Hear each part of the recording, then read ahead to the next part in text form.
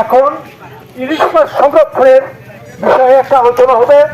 উপজেলা মৎস্য কর্মকর্তা আসবেন, আপনারা সবাই একটু ওইখানে অংশগ্রহণ করবেন। ইউনো মহোদয় আসবে। ইউনো মহোদয়, আমাদের সম্মানিত ইউনো মহোদয়, তিনি আমাদের মাঝে আসবেন।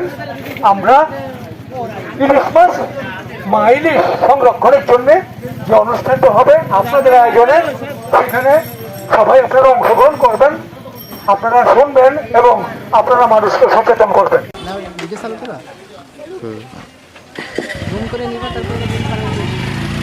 সম্মানিত উপস্থিতি, আজকে মা ইলিশ সংরক্ষণ অভিযান 2024 বাস্তবায়ন উপলক্ষে আয়োজিত মত বিনিময় সভায় আমাদের মাঝে প্রধান অতিথি হিসেবে উপস্থিত আছেন আমাদের উপজেলার সুযোগ্য সহকারী কমিশনার ভূমি জনাব দেবাংশু বিশ্বাস।